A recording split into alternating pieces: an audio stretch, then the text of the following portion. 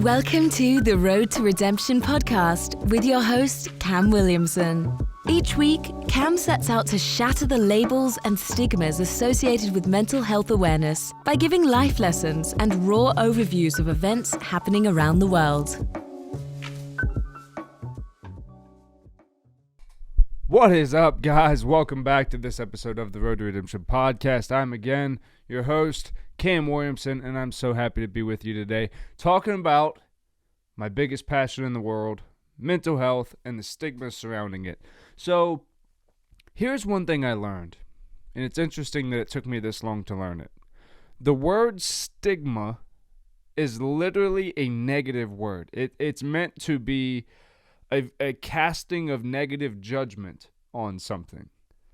So, I think that's super important to start with. Today we're talking about the most common stigmas/stereotypes that come along with mental illnesses. Now, it's very popular for people to talk about mental health.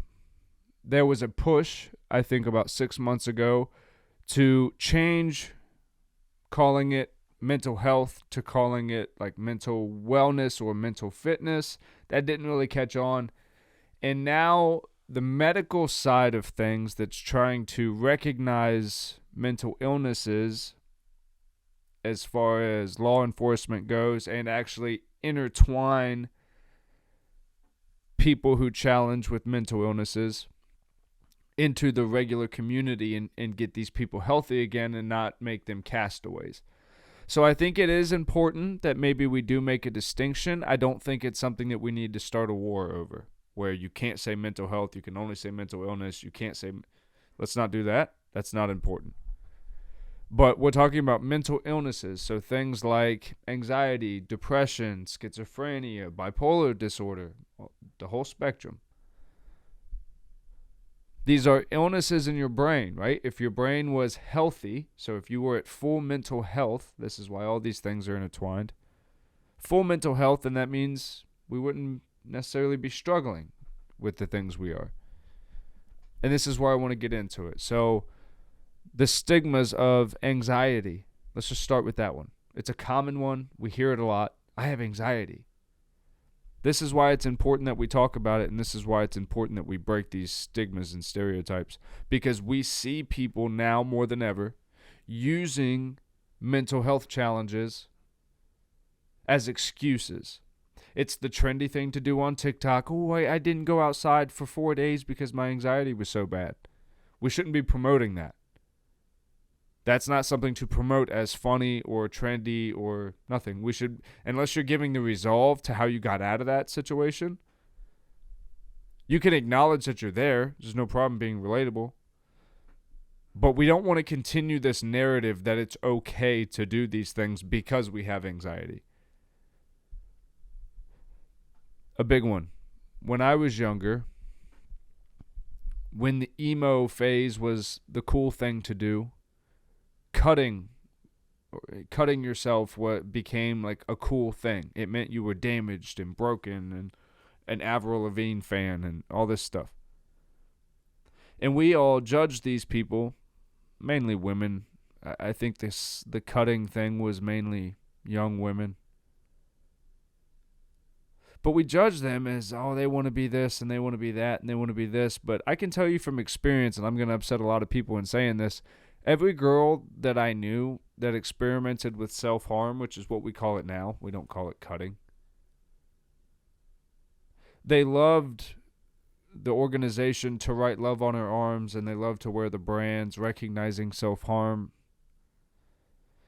And now, science comes out and they actually have done studies where they go, hey, if a person cuts themselves this way, that's purely because they don't actually want to die, but they want the marks to be there. It's a huge cry for help. If they cut this way, that's bad. That means they were going for, the end zone, which is not what anybody should be trying to do, flirting with, thinking it's cool, which is why I took such strong stance against Travis Scott, Kyle Rittenhouse, and the things they did. I think it's important now more than ever that we pay attention to what we're saying. Pay attention to what we're teaching the younger people of today. Anybody who is about to come into an age where you're able to vote and make real change in this country, that's who I'm speaking to. So anxiety, if you guys have more examples that you'd like me to touch on, I will. Let me know in the comments. But for right now, I'm going to move on. Depression, right? It's big where we acknowledge our community members that suffer with depression, but then we watch them disappear for 4 days off social media. There's nothing we can do about that. It's their right. We can only hope that they're acting in self-love, but then when they come back and they're not themselves and we can tell that everything's not good, what do? We don't really reach out to those people because maybe they're the mental health advocates and that's the reason we're watching them. But we have to remember that every person you see on social media, every person you see as an actor or an entertainer, it's still just a person. So when you watch people act out of character and you watch people, especially celebrities, right? Why are we drawn to celebrities?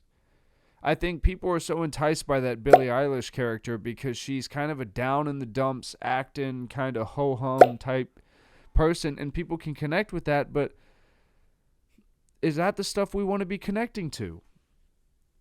Someone who carries themselves like they hate the world that they live in, even though they're climbing to insane heights in their goals and dreams. So are you suffering from mental health issues? Do you need psychiatric help? Or are you putting on this persona of the sad girl type shit because it's getting you fans? I'm not saying your art isn't a representation of who you are, but are we polarizing stigmas and stereotypes?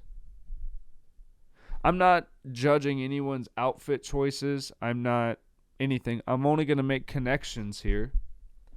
When you see people that typically will take care of themselves and, like myself, when my beard is finally, lined up and you can tell I'm better now. I just kind of got over a 2-day thing, so my eyes might be a little puffy. But you guys have commented many times, Cam, your face looks sunken. You look like you're not eating. And that's, in my hope, is you guys looking out for me, not trying to dog me, which if that's the case, fine. But you can tell when we watch people go through stuff.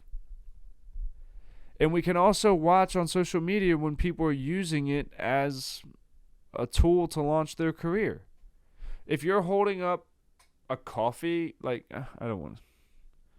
if you're holding up like a product of any sort and you're like, in the description, I have such bad anxiety this weekend and I could barely get up and clean, and you're telling us a legit story, but then you're holding a thing, miss me with all that shit. Miss me with all that shit. If you are any sort of brand ambassador or influencer, be more creative in your business posts. Keep your mental health shit about helping mental health communities. And I think that's just where we keep getting mixed. We keep getting mixed up because we monetize everything. Bipolar disorder, let's move on to that. I remember that when I was young, when I was coming up, if you had bipolar disorder, and that was a big thing too for girls that I knew, 12, 13 years old, well, I'm bipolar. And they would always be the ones that would pop off at teachers, and they would always have the fucking mouth, well, I'm bipolar. No one diagnosed them bipolar. They just had terrible fucking attitudes and would pop off at a dime. But if you knew them, they were very sweet people. So their parents are going, hey, she's fucking bipolar at home. She's cool. I don't know why she's acting this way. But then you get to know those people throughout life, and you realize how damaged their lives really were. It didn't even really, and you notice I keep talking about women, but remember, we didn't talk about men's mental health. And up until the last 5-10 years, if that. Men were not allowed to be depressed. Men were not allowed to be anxious. There was no bipolar in men. Men were just assholes, or the nice guys that finish last. That's the way guys were looked at. There was no in between. Men didn't have feelings. Men didn't have a say in the way that lives should be played out and turned out. The women's emotions and emotional state kind of ran the house. Happy wife, happy life type thing, right? Is what we all grew up with. This is in no way a misogynist thing. Women have tons of struggles that they go through that cause the mental health and the emotions that they were trying to express. I'm just saying we as men we were not even recognized as having any mental health challenges. Really, I'd say until people started coming home from Vietnam.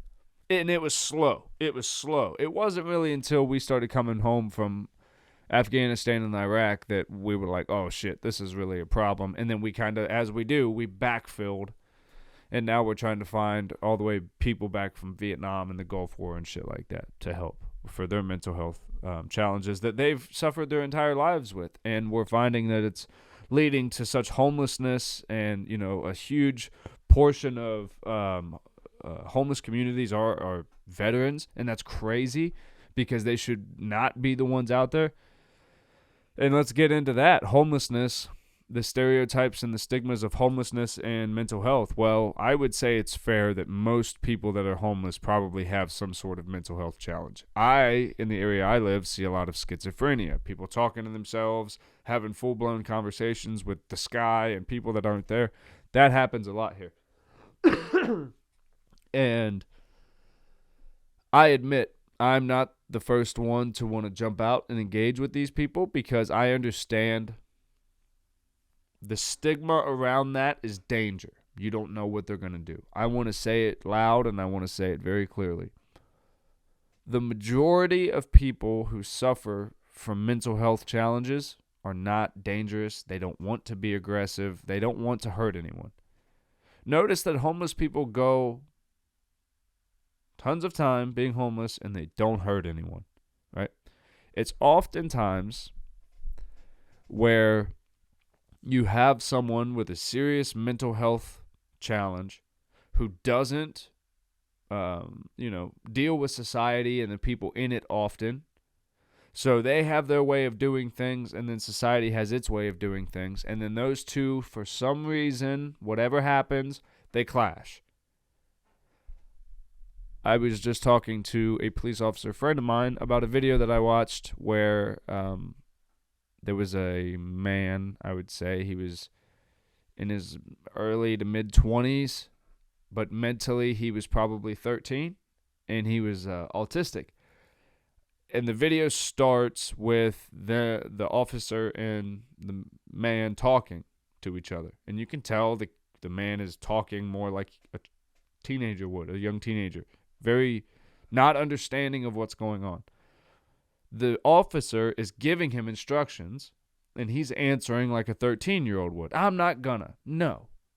Okay. We get it, right? He's disobeying an officer's orders. He's standing on his front porch. Officer doesn't read the situation and just goes by protocol, gave command, did not answer command, put hands on, detain. Okay. If you know anything about people with autism, putting hands on them is not something that they're ever going to enjoy or be okay with if that's one of their things. And that's sensory overload is kind of most of their thing. So that's not going to go well. They're going to panic. They're going to go into a hysterical state. And that's why there are special teachers. I have people in my family who deal with this. There are special teachers to deal with this type of outbursts. And those teachers oftentimes get hurt during these outbursts. And it's emotionally draining. And it's exhausting for them to deal with going in, trying to help people every day and dealing with these seemingly to us irrational outbursts. But it usually doesn't happen unless ways of life are conflicted. If you watch, I guess we're talking about autism, so we'll stay here. That's not really a mental health challenge, though. That's I don't know what you classify it at this point. I don't know if they classify autism as a disability or a learning impairment or a personality, social disorder. I don't know what they classify it technically, because it, like everything else, it spans so many aspects of life. You could classify it as a social disorder because autistic people traditionally don't understand social cues and they don't recognize the feelings of others and stuff like that. They're not good, and rarely do they make eye contact with anybody. So it's one of those things. It's very socially difficult for people with autistic to function in daily life. But I understand a lot of it because I have autism in my family, and I have people who teach special education in schools, and they deal with that. I saw people in my life who went through those programs and stuff like that. So I understand that it's not cut and dry, anything. One thing with autism is everyone expects, what's the first thing? Like Rain Man, that they can count and do math and do crazy shit. I don't know where this is one stigma I wish we would stop. But like autistic kids and dinosaurs. Okay. There are autistic people who really love dinosaurs. That's a thing that exists. Sure. But the thing is, most autistic people have a type of savant syndrome where they hyper-focus and specialize on one thing that they can do exceptionally well. Now, not all autistic people have the savant quality. They can still hyper-focus on things, on passions of theirs. A lot of connections are made between autistic people and dinosaurs, and autistic people and like wrestling, WWE. Those are very common things that you can see, especially in kids. But it's not always the case, man. They're people just like everyone else. And one of my favorite shows right now is Atypical on Netflix. I don't get to watch it much, but when I do, it's one of my favorites because they don't make the main character in the show. He's autistic, and his family, navigates the world as they do, but no one like babies him. No one treats him like he's some precious little thing that can't be whatever. They engage him and they challenge him and they treat him like he's a normal person with challenges like everyone else. So if we started to do that more, when we think of schizophrenia, we think of a beautiful mind. And we think of seeing people. Now, that may be something that some people face, where they see people in the room that really aren't there. Oftentimes, though, that person who's suffering from that is aware of that, knows the phenomena that they're dealing with. They either take medications that are making it better, making it worse, maybe just today it's making something worse, and they act out of normal character, causing them to put on some kind of scene that people will then talk about and go, oh, well, look, this is some schizophrenic just walking around.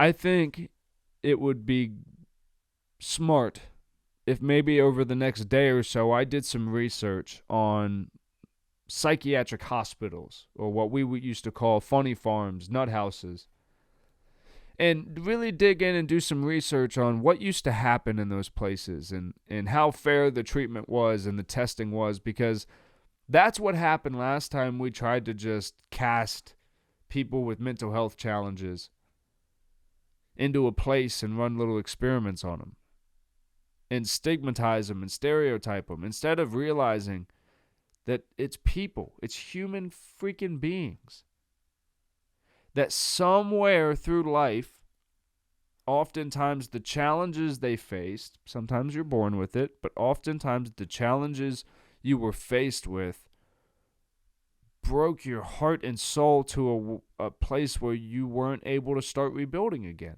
You gave up hope. You gave up the side of yourself that has humanity in mind, a human connection in mind.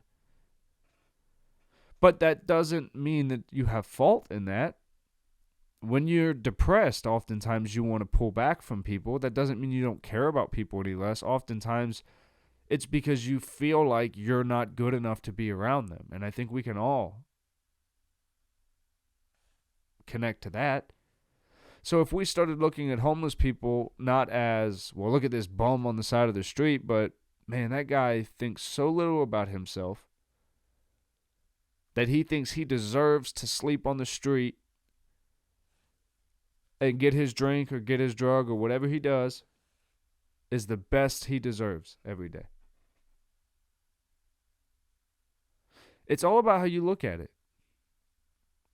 If you look at a grown person and they're acting out in public and you go, oh, that lady's a bitch.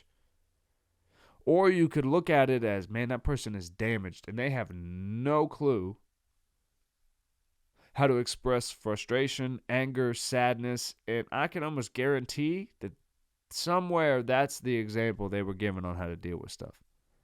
And if it wasn't, they developed that because no one took the time to change it. Mental health isn't always being homeless and shooting up schools. But that's the thing, is every time a kid shoots up a school, we want to claim mental health. We can't just say that some kids are just fucking assholes and do mean, terrible shit. I watched the kid, Nathan Cruz, that shot up like 30-some people in his high school. He pled guilty, and as he pled guilty, he goes, if given another chance, I will do everything I can to spread awareness to mental health and like how dangerous cannabis is. Motherfucker, what? I'm going to let that pause hang there. Motherfucker, what? The man pled guilty to like 37 counts of murder and then said, if you decide what's going to happen to me, or if you show me mercy in deciding what happens to me, my guy, you just pled guilty to 37 counts of murder. Everyone knows what's happening to you. The only question is, are you going to live long enough to die in prison? Or are they going to kill you first? Spread awareness to mental health. You want to claim mental health told you to go do that shit? No. You clearly have mental health challenges.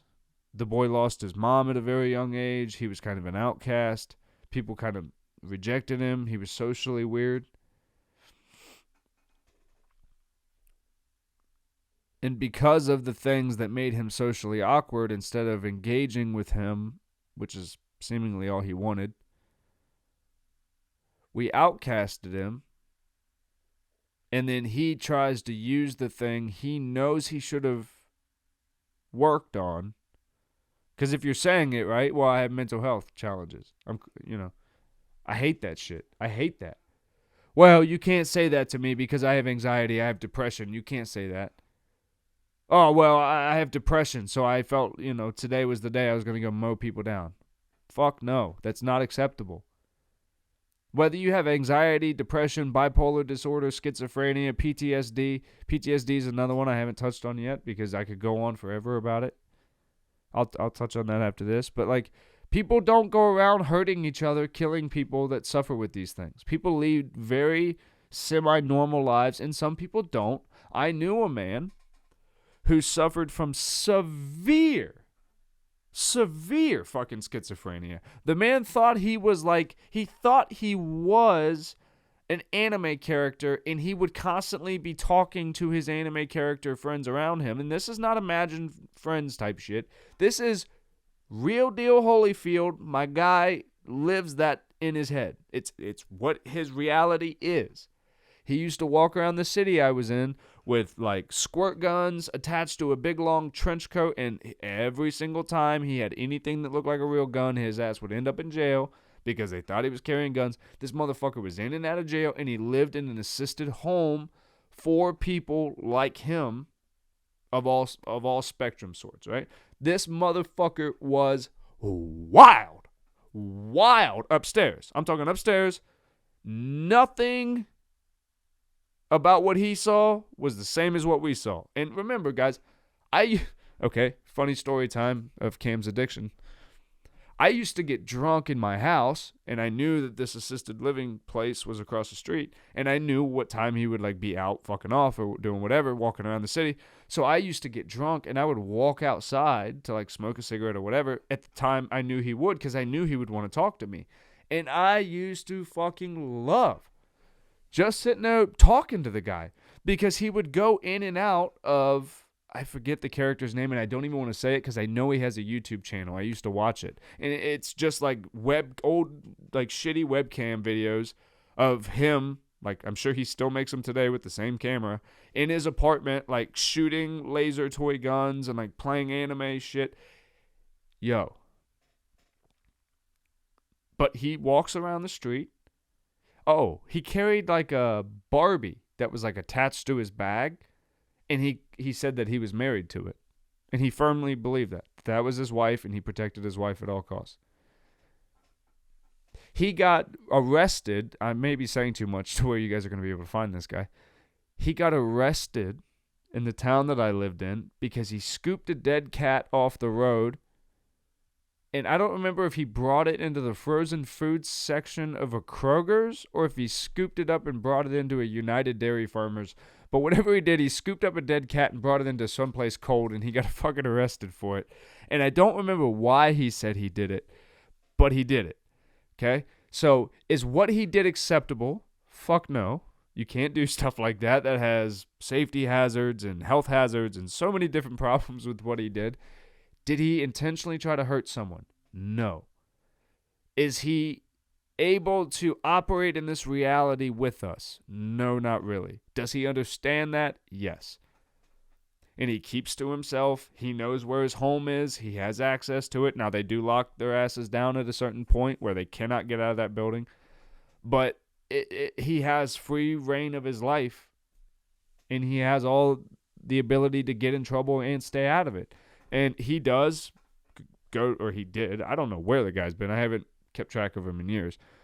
But he went about his life normally, as he wanted to. And anytime he got in trouble, he owned up for it. And sometimes he would do time in jail. Most time they would slap him on the wrist knowing who he was and get him back out because he didn't do anything. And he's got no money to pay fines. And you're not, what the fuck is you going to do putting him in jail? For what? For what? So they put him in this home place where they try to help him and they try to monitor him and they try to balance out some meds. And you notice when he comes, I want to say, I don't think I'm doing any damage by saying this. I think his first name was Kevin, like his real name, not his anime crazy name that he had. But so when he would go sometimes and he would talk about like a real wife that I think he had at one point. And maybe, I don't know if sometimes he would come back enough to try to tell people, like, this is what I'm working to get back there. But you could see the bounce. Now, he was way more, if the split was 90-10, he's 90% in the anime world. I would say 98% anime world, 2%. He might kind of be like, oh shit, what's going on here?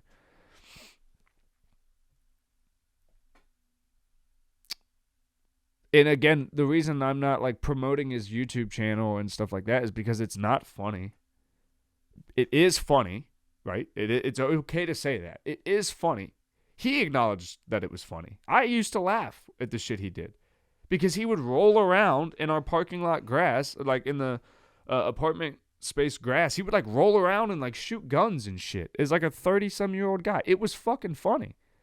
But at the same regard, I always kind of watched him as, first thing I wanted to know, was he dangerous? Because he lived so close to me and I had kids in my house at the time. So I wanted to know, was this guy fucking dangerous? And I'm not afraid of people. I'm not afraid of engaging with people. I know I have a good intuition, I guess, where I can look at someone and something that they're doing and go, okay, This person's having a bad moment right now.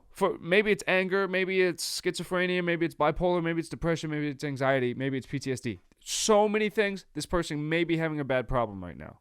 Bad time right now. That one's probably not my place to step in. They look like they need some help from people that have more abilities than I do right now. Or this one, I may be able to just, hey man, what's up? What's up, dude? Hold on, I think we might be losing the camera here. Let's see. Hold on. Sorry, that's going to be a nightmare. It's because I'm running on, so the camera cut in too. But hopefully that means I can talk and keep the episode going. But yeah, I have no problem being like, hey man, what's your deal? Like, what's up, dude? What's going on with you? What's your whole situation? Because most of the time, you'll find that they want to talk to you. They have no problem engaging with you. Most people are afraid of the awkward encounter of them being like, play out situations that have totally fucking happened. Now, I'm giving hypotheticals, and I don't think this is really what the people said, but this is how shit can go sometimes. You're walking into a grocery store, you see the guy. You know he's fucking gonna ask you for money. He's babbling to himself. You fucking know it's coming. But instead of going, hey man, how are you? And he goes, fucking Hillary Clinton's a bitch, and fucking Trump is, and the sea people are coming out of the sewers. And you're like, what? All right, dude, have a good one. And I can tell you from experience, you're better off on a safety aspect by making eye contact and going, hey man, how's it going? You're treating them like a human being, for one. Two, you're acknowledging that you see them, so they're less likely to come up and attack you. I'm not saying that they're violent. I'm just saying from a people aspect, take mental health out of this. When you lock eyes with someone, they go, oh shit, that person saw me, so now they're less likely to come up and surprise attack you. Just a fun fact. Then you listen to their stuff. You don't engage with it. Now, if they start saying crazy shit and then you're like, oh, yeah, man, you're fucking right. Hell yeah, dude. And you like fist bump him. Well, you get what you ask for at that point. Hey, man, how's it going? Oh, fucking the sea people are coming through the sewers and our mayor is an alien. You're like, oh, fuck. Okay, man, have a good day. And you just keep it pushing. For me, I spend so much time in my day afterwards going, what could I have done for that person? That guy. That one guy. If I would have stopped and asked him, like, hey, dude, you doing all right? You just want somebody to talk to for a minute? Like, what's up? It's true. It would have severely inconvenienced my day, and it would have taken time out that I would have probably been late to something else, but as a mental health advocate, should we implant ourselves into those situations? I say no, because you're putting your safety at risk. You really don't know what everyone's deal is. And I think it's not always best to assume the best in people. You just treat every person like a human being, right? If someone is acting in an aggressive or dangerous way, well, then treat them as such. But if they're just doing something, or they are at a different place in life and they're possibly dealing with things, we don't want to celebrate them for the symptoms. We don't want to celebrate them for lashing out at people or pulling away from people that they love or hurting themselves, hurting others.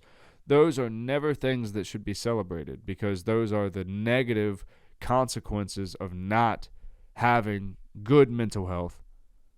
And they only further the stigmas and the stereotypes that people like us who have mental health challenges are dangerous to the community, and that we shouldn't be allowed to have basic rights and stuff like that.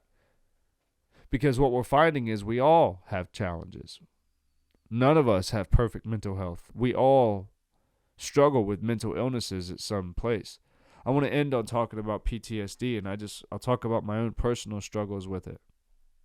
The stigma of PTSD is every place we go, we look for the seat with our back to a wall so that way no one can sneak up on us. That's very true. That comes from a comfort level. It's in no way I'm only speaking for myself, do I think that the Taliban's going to run up behind me, or someone that I possibly was responsible for guarding at any point. But in general, when you're aware of mass shooter type situations or active shooter type situations, you just look for shit like that. And I think the general public is starting to be more aware of that, which is a good thing. Situational awareness is important. But that is a big thing for people that suffer from PTSD. But you see, it's not just veterans. People that have been in abusive relationships will do the same shit. They sit with their back to a wall because then somebody can't come up and crack them in the back of the head. Or come screaming from behind and you don't know what's up, right? Nobody wants to be attacked from behind. Anger and anger outbursts. Well, that depends on the person. I've tried very hard to get my temper in check since I got out of the service. Understand, in the military, it's easy to speak aggressively. Everything's motherfuck, do this fucking now. Right the fuck now, no question. I don't care how you feel about it. Fucking go and do it now. What if I talk to you guys like that? I actually made a video a long time ago, I think it's still up, about how to get over depression, and I regret it terribly now, but I leave it because it's a lesson that I've learned over time, where I was like, if you have depression, fucking get up and get over it and move on. And it's like, okay, I see where I was coming from. I watched myself from a past time, and I go, all right, bud, I see where you're coming from. Terribly misguided. You care a lot, which is why you're screaming. What you're saying has validity to it, i.e. you need to find a way to get through it. Coming on a little strong with the judgment, right? And I think that's where we can start to make real headway with people, is when we see things on TV, on YouTube, in the media, in our lives, where people are maybe just a little off, maybe just representing things a little poorly. We start speaking up. And we start saying things. And we, as much as I think people are doing it in the wrong manner for cancel culture and stuff like that, I can tell you from experience, when any military movie is made, veterans are real fucking quick to jump in there and go, well, that's terribly inaccurate, and that's not actually how that goes, and blah, blah, blah. Doctors and nurses do the same shit. Oh, you would never use that type of needle. It's like, it's a fucking show. Can we relax? But we have to draw the line somewhere. If we make a whole show, like I talked about in the beginning, like Atypical, about autistic people, it's such a spectrum. I don't know how anyone could ever get upset about portraying someone. I don't know what source they used, or if that character is based off of a real person, but why can't we talk about it? If nothing else, making content and putting it out, then it gives us a basis to start a conversation. And if nothing else, is that a good thing? I think that's a good thing. We normalize things that we're learning about and bring it into our everyday life. Well, that's what the fuck we're all working towards. Mental health, civil rights, disabilities, addictions. I mean, everything plays into each other because it all plays into how human beings operate and what makes us go and what makes us tick and what makes us love and hate and do kind things for people and what makes us do terrible shit to each other. But I can tell you, the person that's capable of buying another person a random coffee in the morning is very easily the same person that's capable of going and shooting up their school or their office building that day. There's so many variables. We have to stop acting like one thing is exactly like another. If we haven't learned that through the civil rights movements by now, then we are fucked up and ignorant beyond repair. Let's stop making the same mistakes with mental health. Please. If you guys would like to support my efforts in that, I have a whole website where it has past episodes, all the merch that you guys see here, roadtoredemptionpodcast.com. Go check it out. Use the hashtag that I created like 4 years ago. It's hashtag Shatter it. That's to shatter the labels and stigmas of mental health. And yeah, tell me what you guys got going on. Tell me what's in your scope. If it's a breaking news story that you'd like to see my perspective on, I might check it out. I'll let you know whether that's something I'll cover when you let me know about it. That way you don't just expect it to pop up in the next episode. It's like, well, he didn't give a shit. I'll let you know if it's something that I'm willing to cover. But yeah, if it has to do with mental health, safety, self-defense, anything, really. I mean, try me. I'm always willing to talk, always willing to conversate. I love you guys so much, and I will see you in the next episode.